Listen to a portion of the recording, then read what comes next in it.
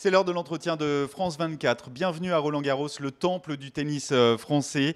Et c'est le patron du deuxième Grand Chelem de la saison qui nous accueille aujourd'hui. Bonjour. Bonjour. Merci de nous accueillir. Guy Forget, vous êtes bien sûr l'un des plus beaux palmarès du tennis français, directeur de ce tournoi depuis février 2016. Alors Roland-Garros débute ce week-end. Comment vous la vivez, cette pression des derniers instants avant les premiers échanges ? Avec beaucoup d'excitation, parce que chaque année, c'est un moment de grande émotion pour nous tous. On travaille et les équipes travaillent tout au long de l'année justement pour préparer ce rendez-vous. Nous sommes les championnats du monde sur terre battue. On accueille presque un demi-million de personnes ici, c'est quasiment sur 3 semaines.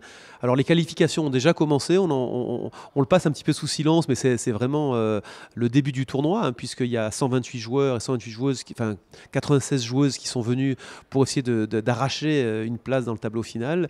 Mais voilà, ça y est, là on est sur les dernières finitions, le soleil est présent, on a hâte que ça commence. Et le public et les joueurs cette année vont découvrir aussi un Roland-Garros qui est en pleine mutation. Oui, c'est vrai, on va présenter, on va dire, la version V2 hein, de notre tournoi, puisque on a opéré des gros travaux hein, depuis maintenant 2 ans. Mais je dirais que sur cette édition 2018, ça va être vraiment visible. Je ne sais pas si vous êtes encore baladé dans les allées, mais on a eu le nouveau cours numéro 18, qui va être notre quatrième cours en termes de capacité, puisqu'il fait 2200 places. On a le nouveau village des partenaires, qui était à la place de l'ancien centre national d'entraînement de tennis, avec les nouveaux cours 7 et 9, qui sont des shows courtes, des matchs où il y a eu par le passé des ambiances extraordinaires. On a le cours Simone Mathieu, dont on a beaucoup parlé, qui va être entouré de serres, qui est terminé mais qui n'est pas opérationnel cette année. Qui le sera en 2019 ? Qui le sera en 2019. Donc voilà, ça y est, le Roland-Garros s'est étendu d'est en ouest. Et ça nous permettra d'accueillir toutes nos populations avec un peu plus d'aisance que par le passé. Et avec en perspective 2020 où Roland-Garros sera dans sa configuration finale, avec notamment le toit hein, sur le Châtrier. Guy, parmi les 4 grands chelems, Roland-Garros est quand même le tournoi qui a le plus tardé à se moderniser. Pourquoi ? L'inconvénient de notre avantage, c'est qu'on est dans Paris, hein, contrairement à Wimbledon ou à l'US Open, qui sont vraiment excentrés Et il y a eu pas mal de recours, justement, lorsqu'on a déposé les permis. C'est bien normal, des riverains notamment. Et on a pris beaucoup de retard. Ça fait plus de 10 ans que l'on parle de cette couverture sur le central, et on ne l'aura qu'en 2020. Donc tout ça a pris beaucoup de temps. On a gardé notre charme, nos racines, puisque ce cours central a été construit en 1928 pour les mousquetaires, il faut le rappeler, ouais. Et qu'on est aux portes de Paris. Donc c'est ça, je crois, je dirais, le charme de Roland-Garros. C'est ce tournoi prestigieux n'a pas changé de lieu. Si les travaux d'extension n'avaient pas été entrepris, est-ce qu'il y avait un risque pour que Roland-Garros perde son statut de Grand Chelem ? Non, je ne pense pas, parce que je veux dire, un tournoi comme le nôtre ou comme Wimbledon s'inscrit dans l'histoire. Tous les meilleurs joueurs du monde, que ce soit Björn Borg, Rafael Nadal, Mats Wilander, Yannick Noah, je dirais, ont écrit leur légende dans ces tournois-là. Ces tournois qui sont hors normes. Maintenant, il était indispensable de se moderniser et on l'aurait fait petit à petit. On a un tournoi qui financièrement se porte bien et nous permet justement comme ça de réinvestir dans nos infrastructures pour rester, je dirais, à la hauteur des autres grands tournois. Maintenant, la particularité de ces 4 tournois, c'est qu'ils sont largement au-dessus tous les tournois du circuit ATP. Et c'est vraiment le genre de tournoi que tous les joueurs rêvent un jour de gagner. Et il y aura également une autre nouveauté, alors je crois que c'est pour 2020 ou 2021, en tout cas les sessions en nocturne. En 2021, oui, tout à fait. Vous savez, un des grands problèmes que nous rencontrons ici à Roland-Garros, c'est une grande frustration aussi, c'est que nous n'arrivons pas à fournir la demande. Il y a tellement de licenciés, de gens passionnés de tennis qui veulent venir, et pour des problèmes de sécurité, on ne peut pas accueillir plus de 35 ou 36 000 personnes par jour. Donc voilà, on laisse des frustrés sur le bord de la route qui regardent bien sûr le tournoi à la télévision, mais qui aimeraient venir. En faisant des sessions de soirée, on va pouvoir presque doubler notre capacité, notamment sur le central, le cours Philippe Châtrier, où jouent les meilleures joueuses et les meilleurs joueurs du monde.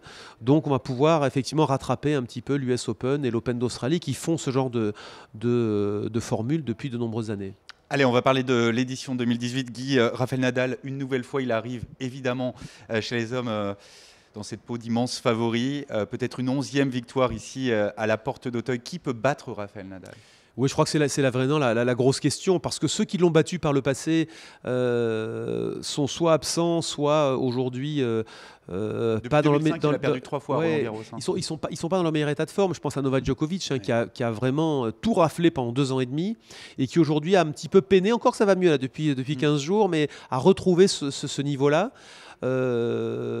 Et bah, quand on le voit évoluer à Monte-Carlo, à Madrid et à Rome, Rafael Nadal, à nouveau, il figure d'épouvantail. Donc moi, ce qui me fascine chez ce garçon, c'est où est-ce qu'il arrive à trouver cette flamme, cette pugnacité. On sait à quel point il est difficile de gagner Roland Garros, qui est probablement le tournoi le plus dur et le plus exigeant en termes d'engagement physique et mental. Comment est-ce qu'il fait pour revenir chaque année avec cette soif de victoire comme ça? Va-t-il le faire? Je pense que toute la nouvelle génération va essayer de l'en empêcher. On a vu un Dominic Thiem, l'Autrichien, qui l'a battu d'ailleurs à Madrid il y a quelques semaines. On a vu un Zverev, l'Allemand, qui a posé de gros problèmes à Rome la semaine dernière, même s'il était coiffé sur le poteau. Ça, c'est des signes qui sont. Est-ce que ça veut dire que Dominic Thiem, l'Autrichien, Zverev, l'Allemand, Lucas Pouille, je pense aussi, on va parler français. Est-ce que ces joueurs-là peuvent incarner l'avenir? Quand on a eu des épouvantails comme Roger Federer, c'est vrai qu'on a été gâtés. Roger Federer, Rafael Nadal, Andy Murray, Novak Djokovic, qui sont tous trentenaires aujourd'hui. Ouais. Un jour, il va falloir leur dire au revoir. On n'a pas encore envie d'y penser parce que c'est vrai qu'ils nous ont gâtés. Mais est-ce que ces joueurs-là, cette nouvelle génération, les Thiem, les Zverev, c'est un sacré fardeau, sacré héritage à porter en tout cas? Je crois pas, c'est pas un fardeau pour eux. Eux, c'est de l'espoir, c'est du rêve. De toute évidence, les joueurs que vous avez cités vont prendre la place, je dirais, de Roger Federer, Rafael Nadal, Novak Djokovic, Andy Murray. Je crois que, vous savez, vous n'êtes pas un adolescent comme moi, vous avez vu à l'époque évoluer André Agassi, oui, peut-être, mais bien avant Björn Borg, John McEnroe, c'est des joueurs qui nous ont fait vibrer, qui nous ont procuré des émotions incroyables sur ce court central. Et puis à chaque fois, lorsqu'ils ont finalement pris leur retraite, on a toujours été un peu inquiets. On s'est dit, oulala, mais quand ils vont s'arrêter, est-ce que la nouvelle génération va être capable finalement de nous faire rêver?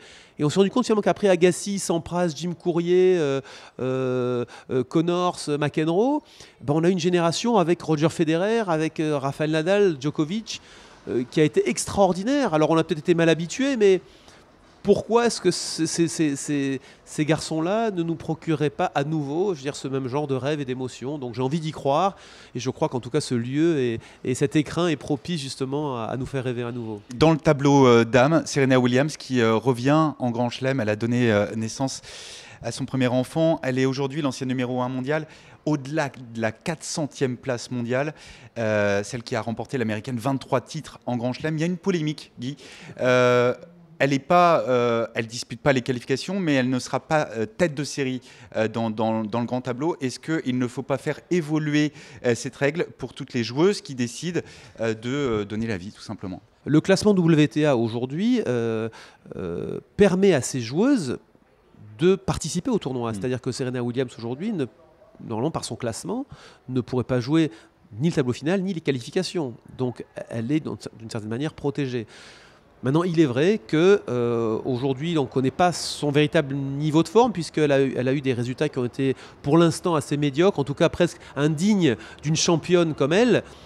Si on lui accorde un statut de tête de série, elle ne l'a pas d'ailleurs sur les tournois de la WTA tout au long de l'année, même aux États-Unis. Si on lui accorde, forcément, on va pénaliser une autre joueuse, jeune ou moins jeune, qui tout au long de l'année, justement, fait des efforts, se bagarre pour avoir ce statut de tête de série.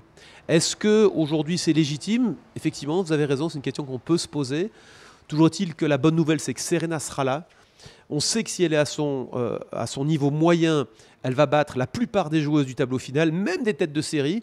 Et qu'aujourd'hui, c'est cette tête de série, justement, qui, à mon avis, vont craindre le tirage au sort et de jouer contre Serena très tôt dans le tournoi. Côté français, Guy, à quoi doit-on s'attendre dans ce tournoi?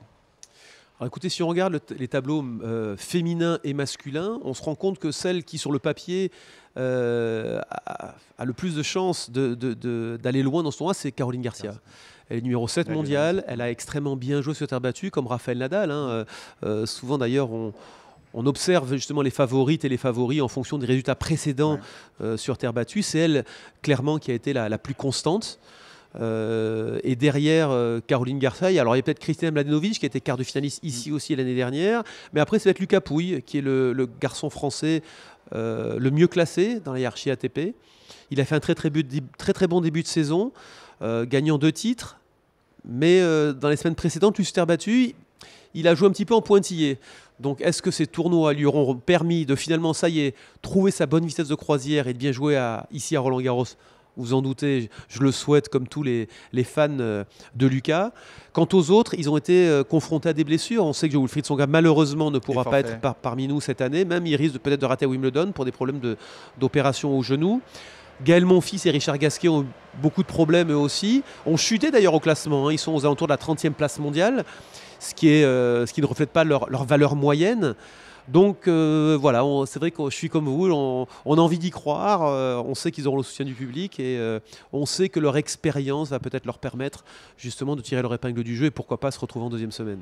Dernière question, Guy, quel est votre souhait? Est-ce que vous préférez un Roland-Garros sans pluie ou un Roland-Garros avec un vainqueur surprise? Je dirais un Roland-Garros sans pluie, de toute évidence, car j'ai en souvenir les moments un petit peu difficiles de 2016, lorsque l'on a eu 2 journées où quasiment aucun coup de raquette n'a pu être disputé. Vous savez, on a des familles qui viennent du sud de la France, du nord, qui prennent le train, l'avion, avec 4 billets. C'est des montants parfois importants, des budgets conséquents. Et lorsque personne ne peut voir justement un coup de raquette, c'est terrible pour nous, parce que on vend du rêve ici à Roland-Garros et on a envie que les gens quittent ce stade avec de bons souvenirs. Moi, je suis venu enfant de Marseille en voiture à l'époque avec mon entraîneur et j'ai rêvé en regardant Adriano Panatta, en regardant Björn Borg. Et c'est vrai que c'est quelque chose qui m'a beaucoup inspiré. Je crois que celle et celui qui soulèvera le trophée continuera à écrire l'histoire de ce tournoi. Donc on aura, je pense, une grande championne, un grand champion encore en 2018 à Roland-Garros. Merci beaucoup Guy Forget d'avoir répondu à nos questions. L'entretien de France 24 c'est terminé, mais l'info se poursuit sur l'antenne. À très bientôt.